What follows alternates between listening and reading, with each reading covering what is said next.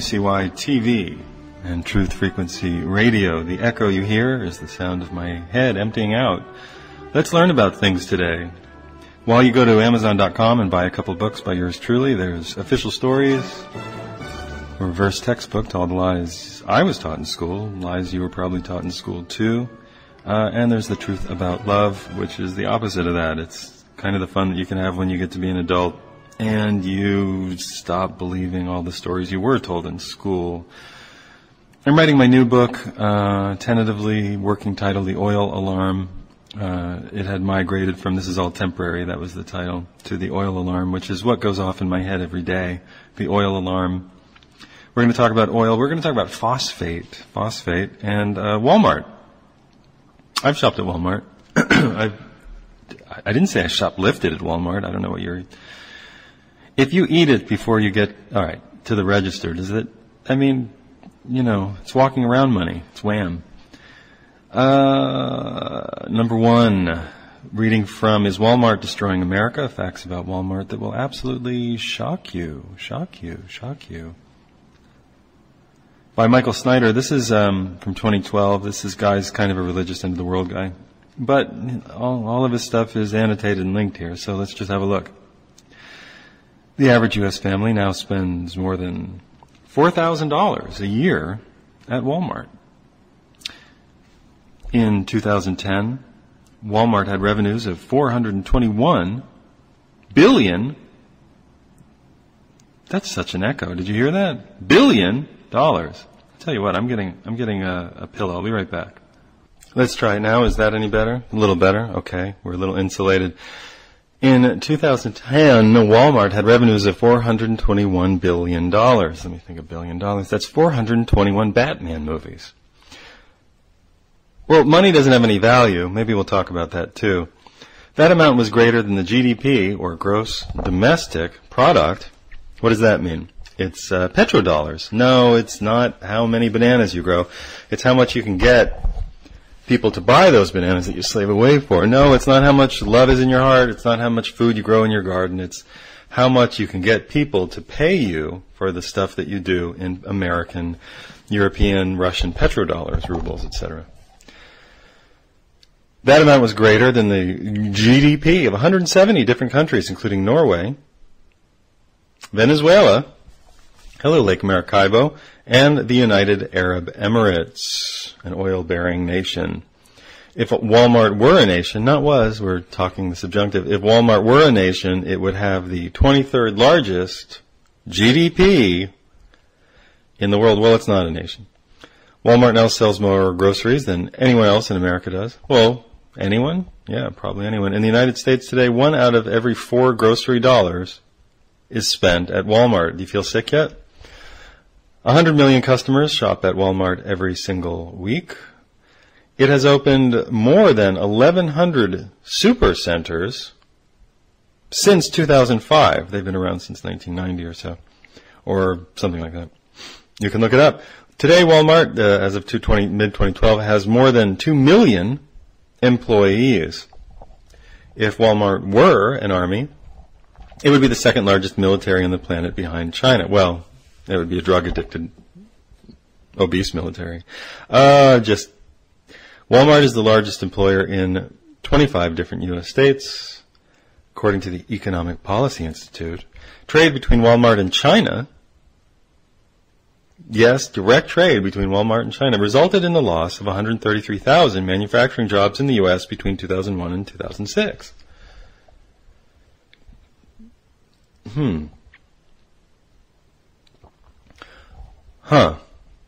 I'm just thinking about stuff that I see manufactured. Everything in Walmart is plastic. What is being manufactured?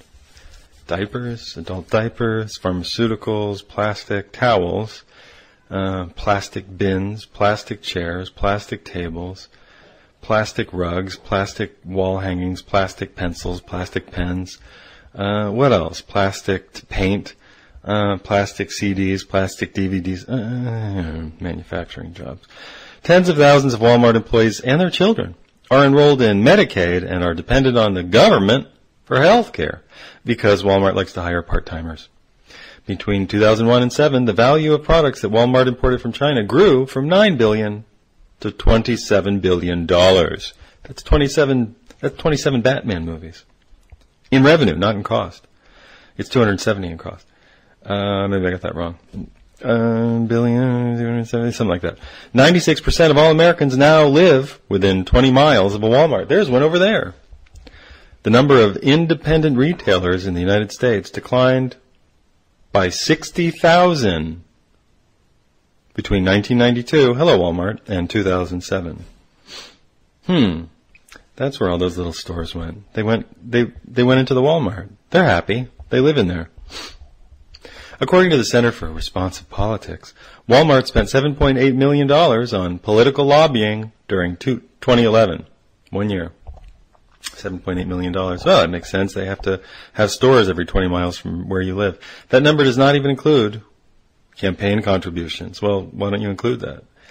Today, Walmart has 5 times the sales of the second largest U.S. retailer, Costco. So it's 5 times 500% larger than Costco. And it owns Sam's Club. That's right. Sam's Club is Walmart.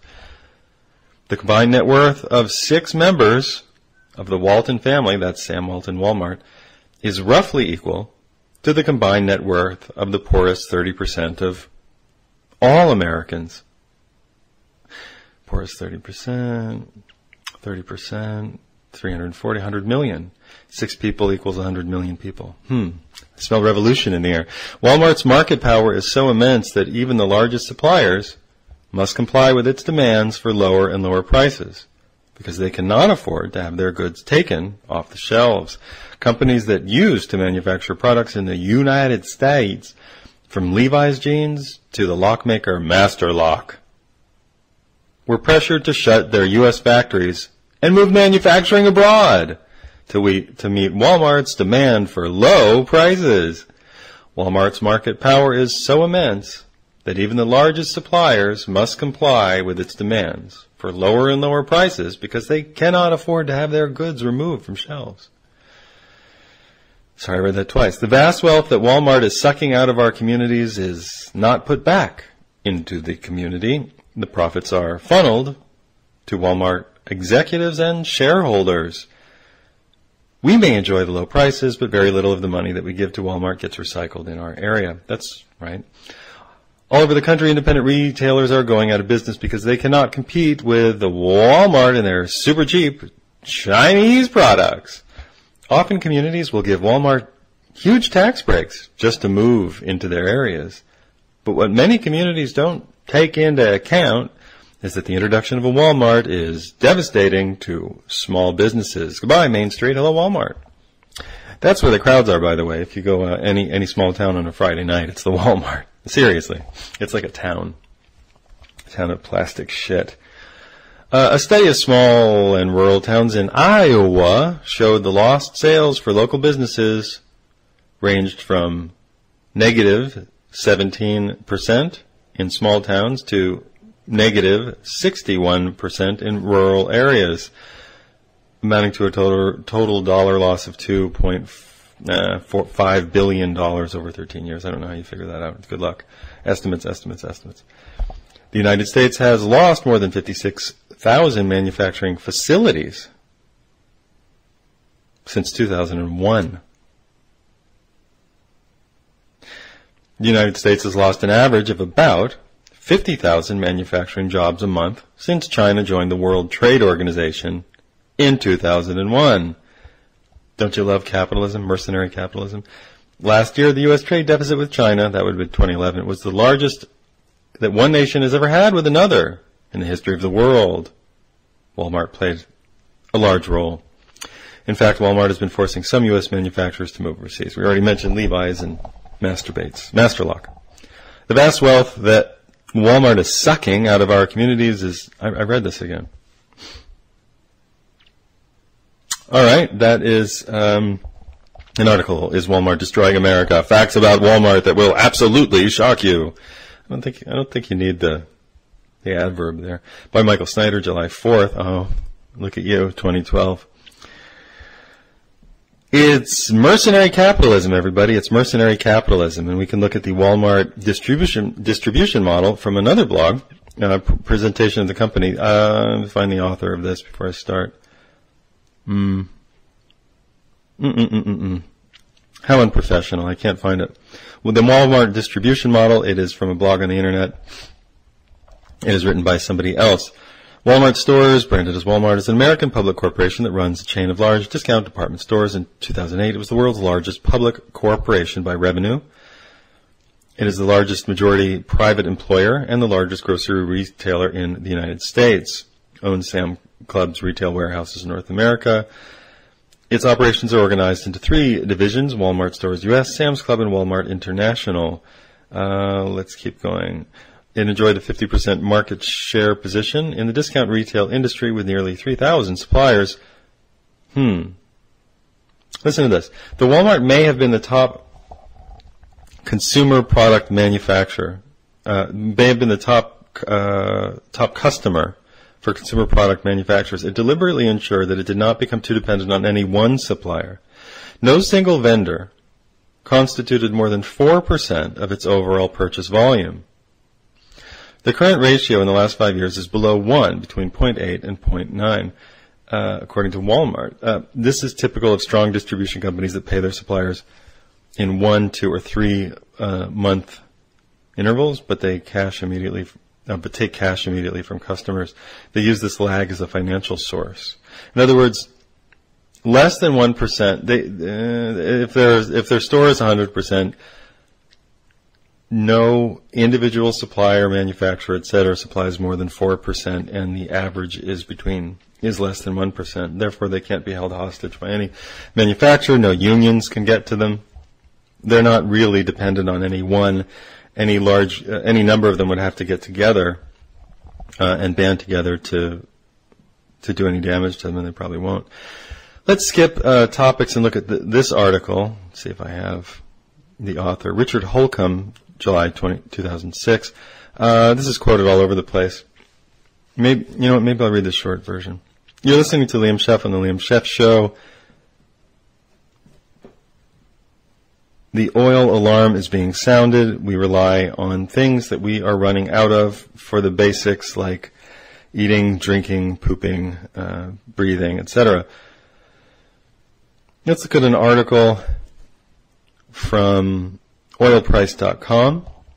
Oilprice.com is generally a pro-market, but I think relatively oil conservative journal that actually does look at the idea of limited resources. They're not entirely foolish. Although climate, by Ed Dolan, I'll get back to the trucking article. Although climate change catches the headlines, it is not the only doomsday scenario out there. A smaller but no less fervent band of worriers thinks that peak phosphate, a catastrophic decline in the output of an essential fertilizer, will get us first. Well, the author has already defined people as worriers instead of, researchers, critics, etc. One of the worriers is Jeremy Grantham of the Global. Why don't you just call him an asshole? I mean, this is editorial bias in broad strokes. One of the researchers is Jeremy Grantham of the Global Investment Management firm GMO. You might want to change the name of that. Grantham foresees a coming crash of the Earth's population from projected 10 billion, projected, not where we are now, to no more than 1.5 billion. I happen to concur. Carrying capacity is probably about 1.5 to 2 billion. He thinks the rest of humanity will starve to death. I don't know. I haven't heard him say that because we are running out of phosphate fertilizer. This post on Business Insider from late last year provides an array of alarming charts to back up his warning. I doubt he says that we're all going to starve to death. He probably says what a lot of people say, which is birth rates will decline and death rates will increase, and especially the weak, the elderly, the infirm. But people who like to ridicule worriers print their stuff in the starkest, most extremist of terms. Foreign Policy is a journal that tells people who to kill overseas, agrees that phosphate shortages are a potential threat. If we fail to meet this challenge, write contributors James Elzer and Stuart White, Humanity faces a Malthusian trap of widespread famine on a scale that we have not yet experienced. The geopolitical impacts of such disruptions will be severe, as an increasing number of states fail to provide their citizens with a sufficient food supply. What's going on here, writes this market-happy author from oilprice.com. Why we need phosphates and why we're in trouble. The element phosphorus, P on the periodic chart of elements, I think, is as essential to life as carbon or oxygen. Wait a second, I thought carbon dioxide was poison. It forms part of the structure of cell walls and DNA, without which no plant or animal can exist. Not even Johnny Depp in that silly movie. Phosphates are phosphorus in chemical forms that are available to plants. Some phosphates occur naturally in the soil as the result of weathering of rocks. But since the dawn of agriculture, farmers have added phosphate fertilizers, that's poop, to increase crop production. Manure, the traditional source, still accounts for about 15% of all phosphates used in agriculture. Hold on to that number for a second. But since mid-20th century, most such fertilizers come from phosphate rock. So they mine rock from around the world, and they throw it into the dead soil, and then they spray gas on it, anhydrous ammonium from natural gas, which is converted, in really, truly, 90% of the cost of fertilizer is natural gas. So we're eating gas and rock. Phosphate, it says it used to come from manure. Now only 15% comes from manure. Well, if you do that carrying capacity argument, what's 15% of 10 billion? It is 1.5. I know that's a quick rough math, but if we're projected to get to 10 billion people, and then they're saying that we're going to go down to 1.5, and they're saying that we only get 15% of our, well, we could get more, right? Could we? I mean, maybe we could. Maybe you should start pooping near your lawn and not flushing it down into the pipes. All right? I know that math was a little bit bad. I'm aware of that. It was just being facile. What we appear to be running out of are deposits of phosphate rock that can be mined. But there's a point there. There's only so much cow poop we can put on fields. And there are only so much cows that we have a carrying capacity to support, and there are only so many people that we have a carrying capacity to support, and nobody's willing to do agriculture. Nobody's willing to get messy in their backyards. I mean, I'm trying to get people to grow backyard gardens, and you wouldn't believe the protests that I hear. Besides the normal American, I'm too busy, it's gunky, it'll attract pests, etc. Well, okay, but it's food. You don't have to mine phosphate rock to do it. You can build a composting toilet. If you can get some chickens for nitrogen, you can get some goats and rabbits. You can produce fertilizer on your own, right out of your own asshole. What we appear to be running out of are deposits of phosphate rock. I know that's the highlight of the show. I peaked early. Phosphate rock that can be mined at reasonable cost with today's technology. Up to now, the United States has been a big producer, but its reserves are declining. China has a lot, but its domestic use is soaring, and it's not a big exporter. Fuck you. That's them to us, not me to them. North Africa has the biggest reserves, but some of them are in politically unstable regions, like the Western Sahara. Get out, white man. Get out English. The following well, why not? We tried to enslave them all, and we did. The following widely reproduced diagram from a 2009 paper in Global Environmental Challenge depicts the peak phosphorus hypothesis in the form of a Hubbard curve. It's just a red curve. Don't worry about it. It goes up and goes down. Can the market save us? Well, I know what to do with a rhetorical question. Yes, a shortage of phosphates could spell trouble, but don't forget about markets. Markets have never gotten us into trouble. Fukushima's market-driven, and look what... Adjusting to shortages is just what markets are for. Really? I thought they were for convincing us that markets were for other things, while people slowly starve to death around the world of dysentery. With dysentery, malaria, tuberculosis, etc. Then the market comes along and calls it AIDS, gives them a red ribbon and some drugs that cost $10,000 a year that we, the American taxpayer, foot the bill for so that we can feel better when Bono goes out and pins red ribbons on people in Africa who are starving to death and have malaria and tuberculosis. As economists see it, depleting a resource like phosphate rock is supposed to cause its price to rise. As the price rises, two things are supposed to happen. A lot of supposing around here. First, users are supposed to figure out ways to get by with less. I'm sorry. Hey, ground, can you use less phosphate and grow the corn that we think that we want? And second, producers are supposed to find new sources of a supply. Excuse me, dangerous parts of the world, can you blow up your ground and steal stuff that we want and not pay you? Will this happen in the case of phosphates? Or do they have unique properties that will prevent markets from working their magic? All right, I've had enough of this guy. Ed Dolan, I give you the Bonehead of the Week award. Markets and magic. Let's think about markets and magic. Let's think about Love Canal, New York. Let's think about perchlorate. Let's think about PCBs. Let's think about NutraSweet, saccharin. Let's think about 6 mile a gallon cars. It's the market working its magic. It's the market working its magic.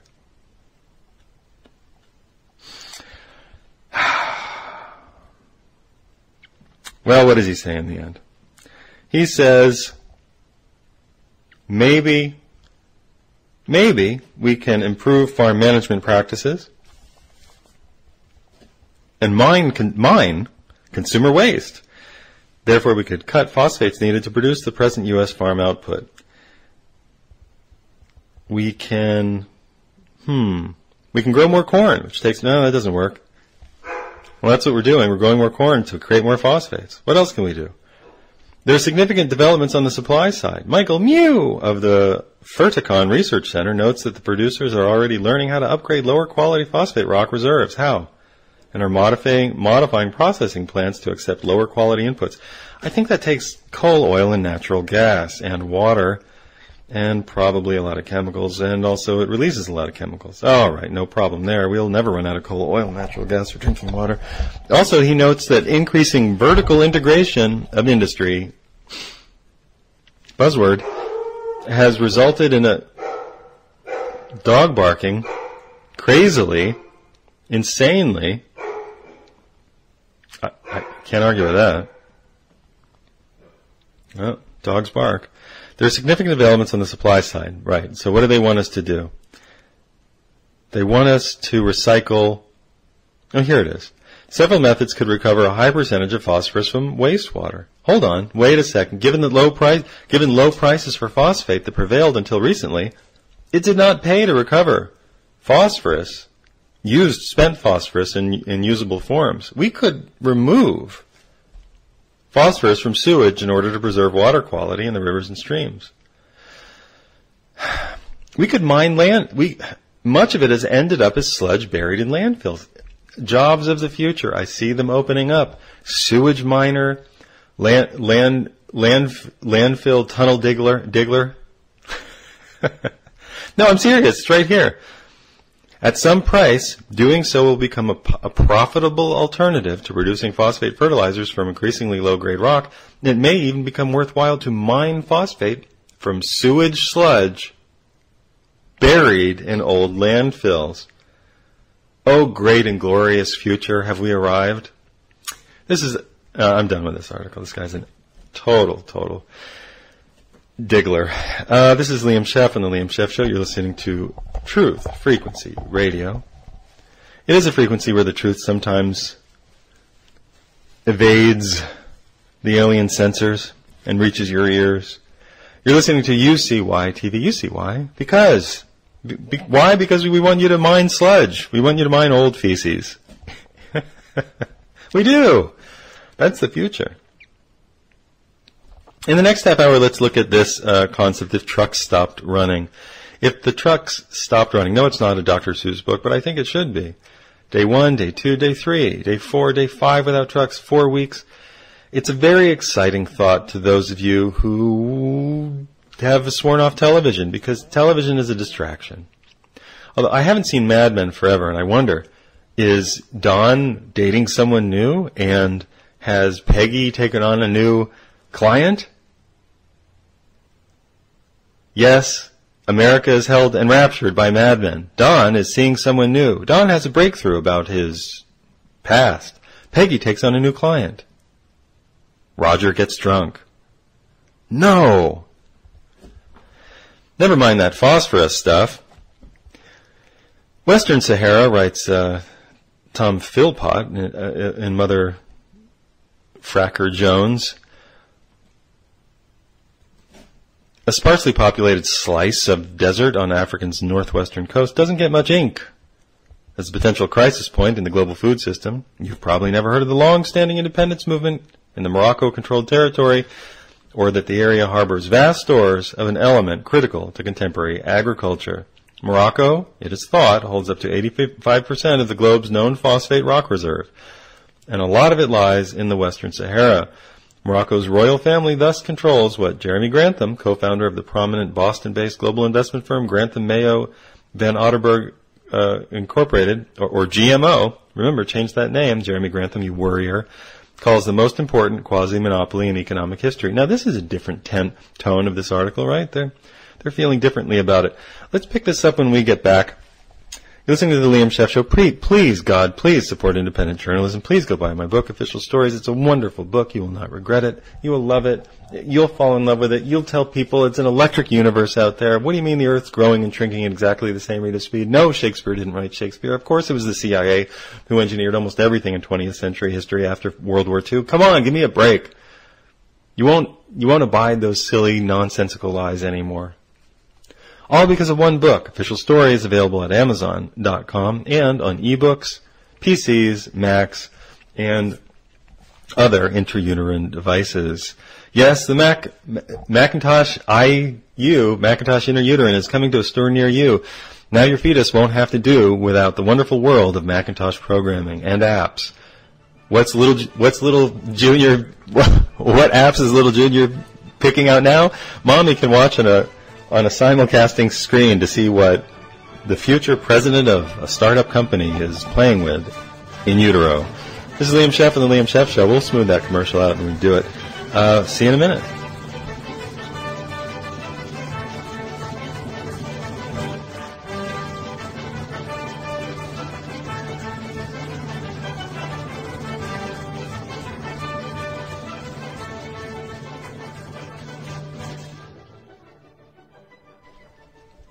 Hi, it's Liam with a UCY special. We were talking about phosphorus, reading from an article by Tom Philpott in Mother Fracker Jones. Who cares about phosphorus? For starters, every living thing on Earth, including humans, since all the crops we eat depend on it to produce healthy cells. Till the mid-20th century, farmers maintained phosphorus levels in soil by composting plant waste or spreading phosphorus-rich manure. Then new mining and refining techniques gave rise to the modern phosphorus fertilizer industry, say that 3 times fast, and farmers, particularly in the rich temperate zones of Europe and North America, quickly became hooked on quick, cheap, and easy phosphorus. Hi, I'm phosphorus. I'm quick, cheap, and easy. Now the rest of the world is scrambling to catch up, and annual phosphorus demand is rising nearly twice as fast as the population. Do that math. Our addiction to cheap phosphorus is risky for 2 reasons. The first, better known one, is that not all the phosphorus that farmers put on their land is absorbed by crops. A lot leaches into the water, ending up in lakes and rivers, where it creates algal blooms, which as they decompose and suck up oxygen, create dead zones. Yes, it is the oceans of the world that create the oxygen that we breathe. Good luck. But the scarier reason, really? Not to me. Like any mined material, a phosphate rock is a finite resource. What is that? And there's a fierce debate about just how long our supply can last. Peak phosphorus doesn't get a lot of buzz, but it should. In a recent essay in Nature, Grantham, worrier, who also runs an environmental foundation, put the case bluntly. Our phosphorus use must be drastically reduced in the next 20 to 40 years, or we will begin to starve. Well, that's about what I suspected that he would write, not that we're all going to starve at once. Now, you see the article from oilprice.com, which is so market-happy, it can't see the nuances in what this guy is saying. It's a decline. It's a bubble. It's not a bubble. It's a natural occurring depletion curve. A bubble pops and is gone. But a naturally occurring depletion curve goes up, comes down, and on the downslope is where a lot of big honking changes happen, and that's where we are. That's where we are. We're on the oil downslope. People don't want to realize that. We're on the phosphorus downslope. We might be. They might decide to mine like essential what they're doing with oil is frack mining. They might do the same thing with phosphorus in a way and get a lot of bad rock and have a lot of toxins as a result. So we may have plenty of it. We don't know. But the cheap stuff may be gone.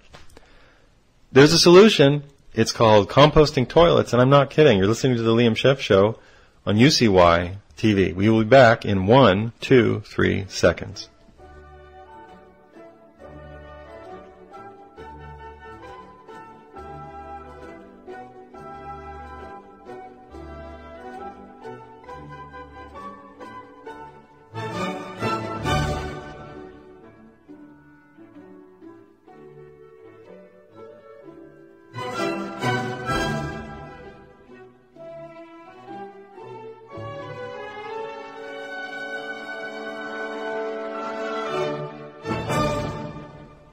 Hi, welcome back to the Liam Scheff Show on UCY TV and Truth Frequency Radio. Let's finish that article. We were talking about peak phosphate, peak phosphorus. In the first half, we looked at an article by a fellow at oilprice.com, a market-happy, market-driven journal that I like on oil because it's generally a little bit reasonable about the fact that it's a limited resource. But the author on the phosphate question seemed to believe in markets. Now, this Mother Jones article, of course, wants to be a little more environmental. Let's see what we get. We're reading from You Need Phosphorus to Live, and we're running out by Tom Philpott. He was talking about the fact that this is an environmentally dangerous thing to do. It's not just something that you ask the earth for. It spits it out like a gumball machine putting out a plastic toy.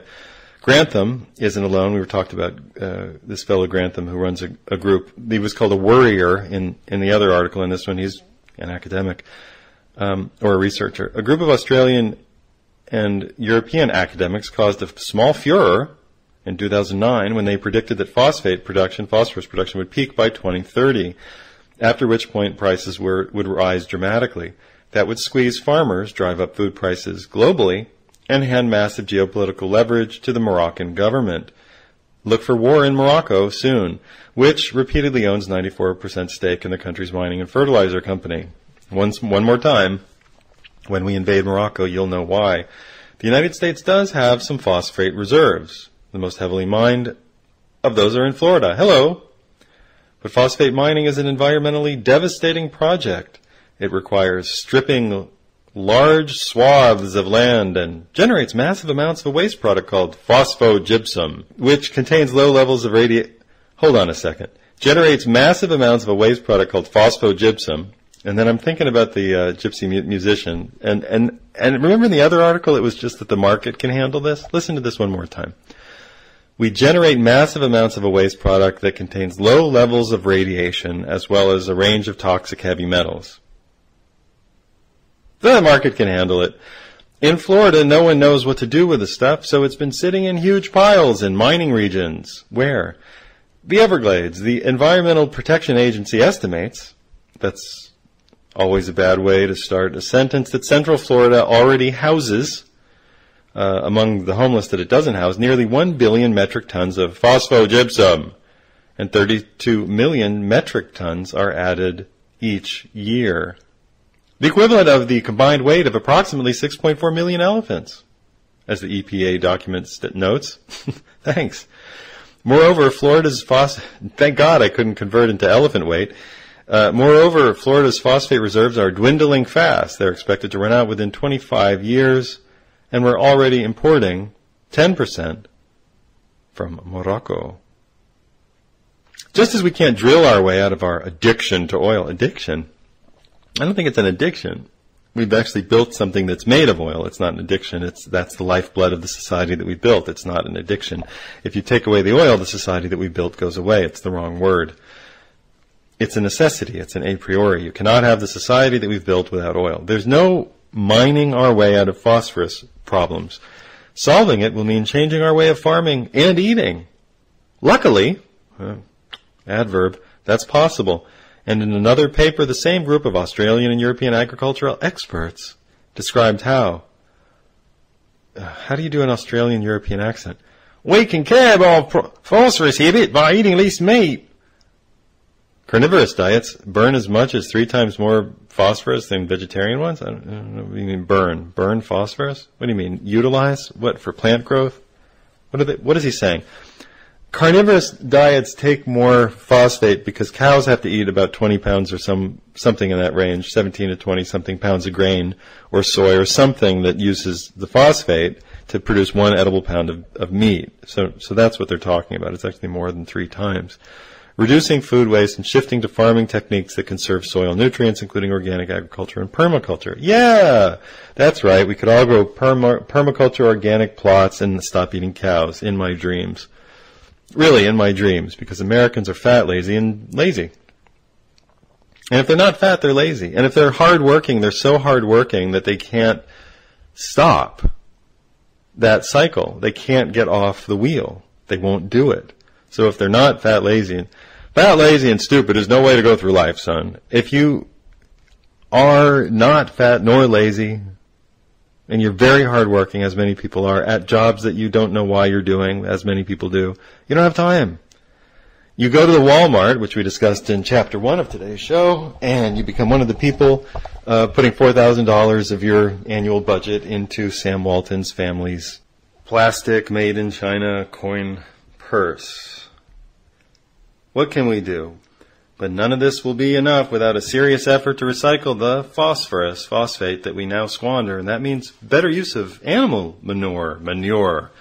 Right now meat production is concentrated in areas like North Carolina and Iowa, whose massive feedlots produce more manure that can be absorbed by nearby land. Smaller and more widely distributed meat operations would help on that front. And it wouldn't hurt to figure out safe ways to reuse the abundant sources of phosphorus, i.e. human pee. There's enough phosphorus in your annual output of urine to provide for more than half of all the grain you consume in a year. There you go. Pee in your breakfast cereal. No one argues that any of this will be easy. Well, sure, you could just open the box and pee. But neither will paying a king's ransom to Moroccan royal family. Well, what about getting off of cows? I mean, why not? Why don't we get off of cows once and for all? I put it to you, Mr. Speaker. New projections of peak phosphorus, paper published at resilience.org through, it's more of the same. More of the same, just now with more footnotes. Phosphorus and its compounds are used as fertilizers, animal feed detergents, and metal treatment operations. Steen, 1998. I hate that kind of writing.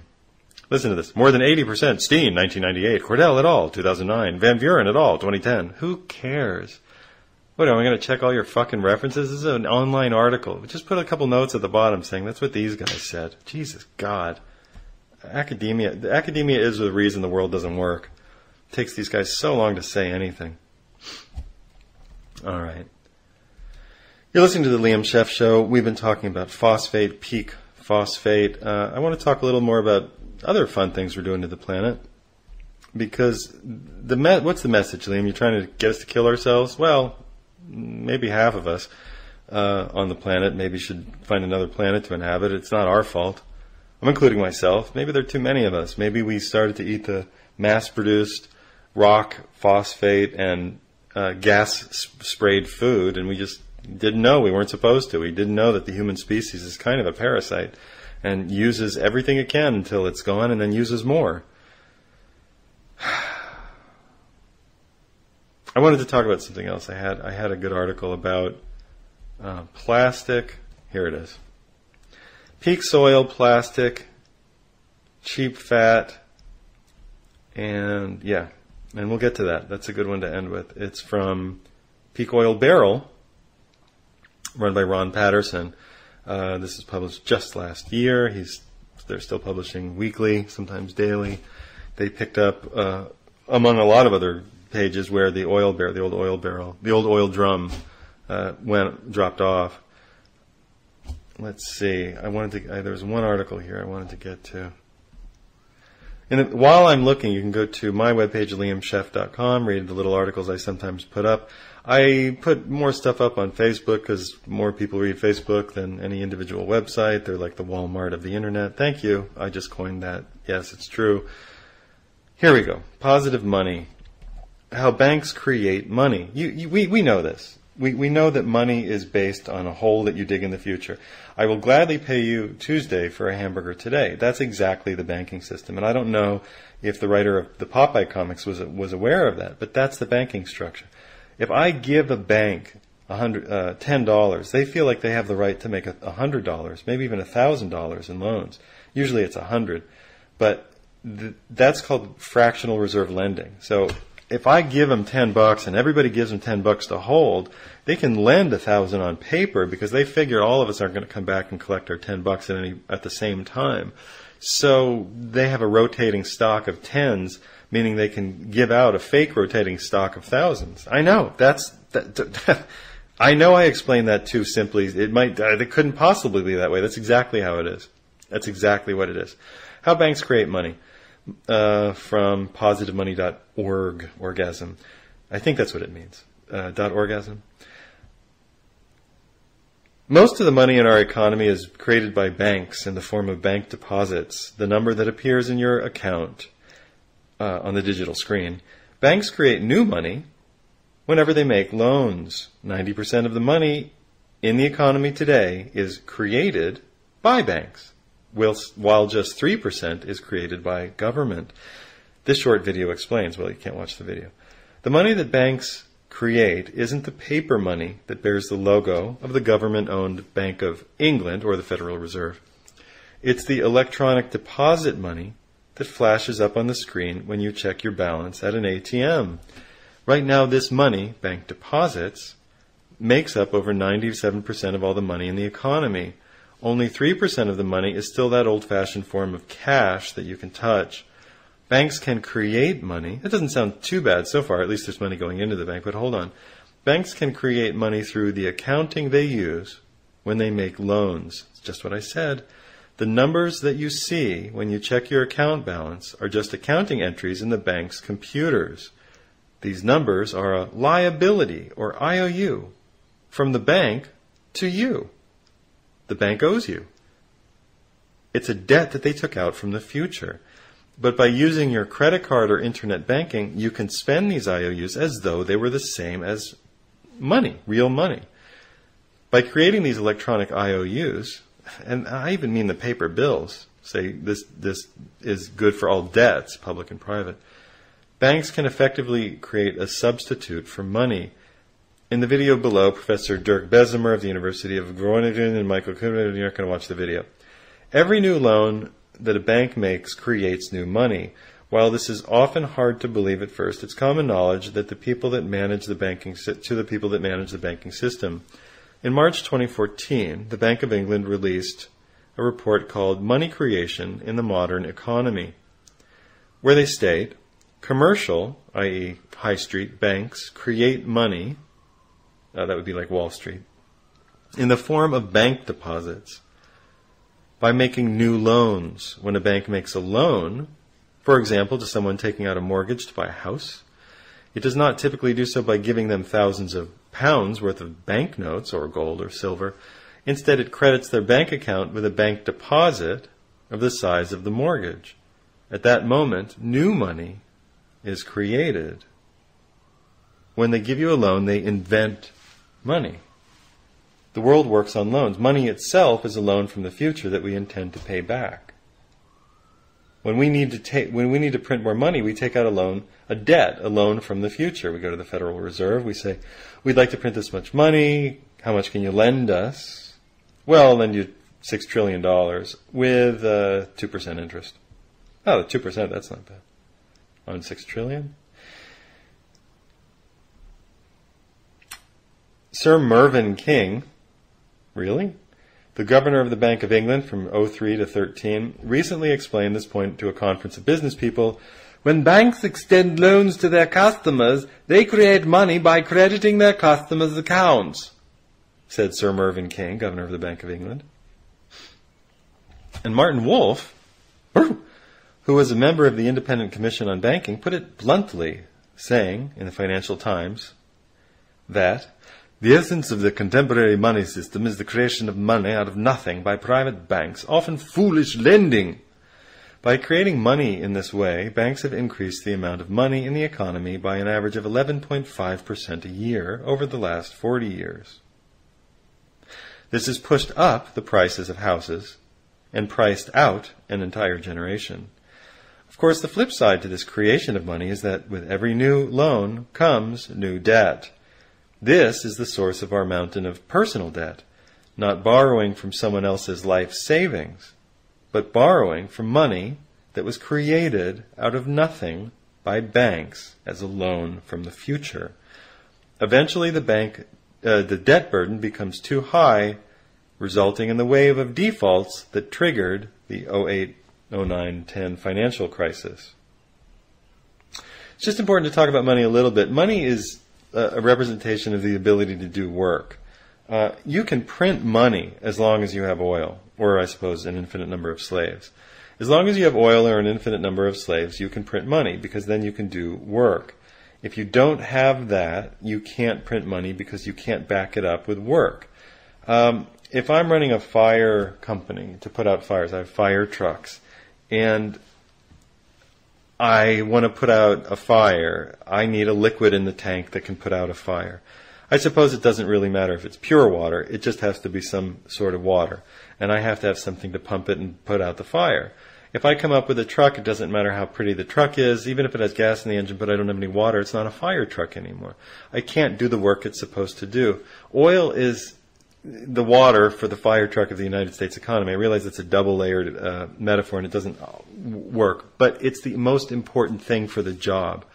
Oil is the thing that makes everything else work. It makes the bricks that tile the buildings, it makes the paints that go in the buildings, it makes the cement by cooking the limestone, it makes the plastic furniture, it makes the glass the mirrors in the bathrooms. Mirror in the bathroom, it makes the paper boxes that we ship, that UPS ships 18 million packages or something like that a day with. That's for next time. I mean, when we let's talk about UPS soon, because those numbers are astounding. You could just, God, the amount of stuff we could save if we cared about saving, but we don't. Why don't we? We don't care about saving because we can print money. And people have become very confused. People imagine that money is the same thing as the work that it does, but it's not. When oil runs low and there's no ability to do the actual physical machine labor, you have to understand that nothing else matters to the modern society. Yes, here's something from Foreign Policy that says that this is going to be the decade, even century of gas, and they don't understand that natural gas is going to peak faster than oil. So they're crazy. Everybody's crazy in their own way. Let's see what I'm reading about. I've got 15 horrible Wikipedia pages open. When you read Wikipedia, you just have to hold your nose.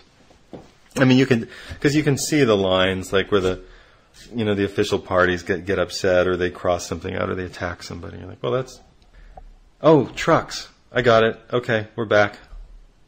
We're back on the Liam Scheff Show. We're back on schedule. We got a great article to look at. This is exactly where I wanted to go. Thank goodness I left all these web pages open. It's just taking me a little while to get through them. Jack 2, Deepwater Horizon. Ixtoc 1, Deepwater Horizon Oil. Banks Create Money. Dmitry Orlov. Reuters. Oh, come on, you son of a gargoyle's mother. Show me the article I was reading. Show it to me.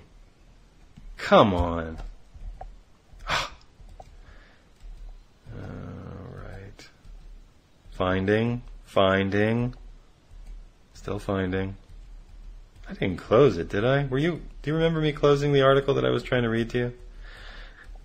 And we're vamping. This is the Liam Scheff Show. I'm desperately, I hate to use an adverb, searching for the article that I wanted to read to you, which I have just found.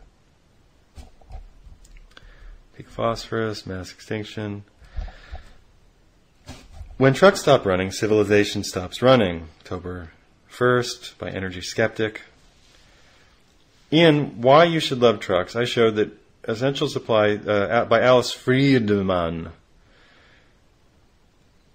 I showed that essential supply chains depend on trucks partly or completely in the movement of goods. I wanted to talk with you about, it's not just, everybody there will run low on oil. We're not going to run low on oil. No, let's talk about oil getting really expensive. Let's put it in those terms. and then we'll understand it. Because of little inventory and dependence on just-in-time deliveries, our civilization would almost immediately feel the repercussions of trucks stopping. Now, why would trucks stop? Let's say that they didn't stop. Let's say there was a natural disaster in some place would stop trucks from going. That's happened. A cataclysm in some place, a disruption of national highway systems from place to place. But what would really slow down trucking would be gas that was $8 a gallon. And that would stop us from having the network that we have. So let's look at the emergency just to feel like what the long emergency might be like. Because the emergency happens quickly and the long emergency happens slowly, and you have a little more time to prepare. Day one, and the author says, I found 3 articles about what would happen. They all come to similar conclusions. Holcomb was the one I was going to read to you, McKinnon, SARHC, which is an organization, unless it's somebody hated their kid and named him SARHC. Hello, I'm Sarche. Day one without trucks. National trucking, interstate trucking, 50 states and Alaska. 48 states and Alaska. Manufacturers and assembly lines that use just-in-time delivery will shut down when parts, I know what I said, 50 states and Alaska. I'm Obama, I get it. Manufacturers and assembly lines that use, just laugh it up, fuzzball, that use just-in-time delivery will shut down when parts run out or storage for finished products fill up. So, manufacturers, I mean, we were talking about Wal Mart's being 20 minutes away from you, wherever you are. Well, they're all within an hour of a distribution node, but those distribution nodes can be 1,500 miles away from ports, 1,700 miles away from ports. So it's that 1,700 miles that you got to worry about. Because the 20 minutes that's not real. It's the port that brings stuff in from other countries. Manufacturers and assembly lines that use just-in-time delivery will shut down when parts run out or storage for finished products fills up, because you can't put them out, you can't bring them in. Hospitals will run out of supplies like syringes and catheters within hours. Yes, the sick die quickly. Milk and fresh bread, there is no such thing in America, will run out. Well, boo-hoo for the milk and fresh bread. Don't give a shit, because all of that's poisonous. But the rest of hospitals, I understand that I'm supposed to care, but those things are death centers. Manufacturing, yeah, that stops. How about day two? Food shortages will escalate. Now you're affecting me because, thank goodness I'm not in a hospital, and thank goodness I'm not eating bread from a store. Food shortages will escalate, especially in the face of hoarding and consumer panic. Supplies of essentials and perishable foods will disappear. Restaurants, we're talking day two of a national truck outage. Restaurants and fast food outlets close. Day two. ATMs run out of cash. Day two. Construction stops. Day two. Why? Not delivering cement, rebar, riveting, metal, scraps, iron, etc. Pharmacies close. Well, boo-hoo. Well, I understand for some people that seems like a big deal. But it's a big deal for me if I can't get, oregano oil or a natural antibiotic if I need it. Americans generate 685,000 tons of trash per day. Garbage starts piling up in urban and suburban areas and creates a toxic zone. Day two. Day three without trucks. Most service stations will run out of fuel. Widespread layoffs in the manufacturing sector.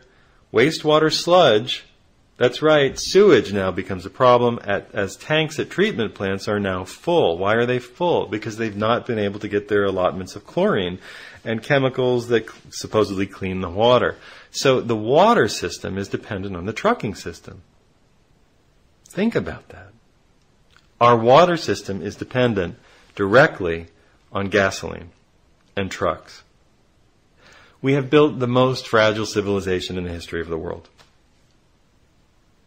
Public transport, fire, police, ambulances, telecommunications, utilities, mail, and other essential services stop. Day three. Day four without trucks. The repercussions start to reverberate globally as 48,000 imported containers per day can't be unloaded off of ships. Exports stop too. Well, again, this is a science fiction concept that all trucking in North America would stop. But the idea is how desperately tenuous is our culture that it depends this much on trucks.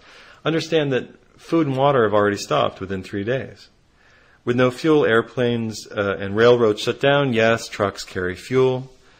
and they carry coal. Railroads may still be in some operation, but unless you're taking the coal by rail from the mine, you're taking it by truck, which is exactly what's happening. Garbage has become a sanitary problem. Britain is out of beer. That's right, Britain is out of beer. Stop the presses. We can't let this happen. Drinking water, day 5, is depleted.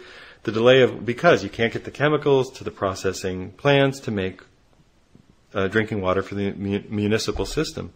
The delay of weekly deliveries of chemicals has meant that water treatment plants can no longer guarantee that water is fit to drink. Industrial production stops. A large proportion of the labor force is laid off, but you may not even be able to boil stuff on your stove because the gas has to come from somewhere, and that comes from trucks and da-da-da-da-da. I mean, you don't get gas from the gas company. They get it from the mining company and the processing plant, the industrial plant. The petroleum server. Healthcare is confined to emergency services. Utilities have localized disruption of gas and electricity, and due to lack of fuel, can't pump water and gas, repair broken water and gas networks, etc. Livestock begin to suffer from lack of feed deliveries, waste accumulation. Ranchers can't transport animals to slaughterhouses. Meat production stops. The Swedish alcohol retail monopoly is out of control. I swear to God, that's what that says. I'm not reading it again. Within 4 weeks, the nation will exhaust its clean water supply and will be safe for drinking only after boiling. But we don't have gas, necessarily. If this happened at harvest time, many crops will rot in the fields. The Department of Defense supply chain will break down, crippling the military in ways no adversary has been able to achieve, and the global financial collapse, a halt of international trade, will bring the financial system down, probably sooner than this. This is Liam Scheff on The Liam Scheff Show. Thanks very much for listening. Please buy my book, support independent journalism. Go to Amazon.com, buy a copy or 5 official stories, buy The Truth About Love, and keep me in clean socks. With much love, plant a garden, grow a garden with neighbors, break down those suburban walls, and plant food trees everywhere you go.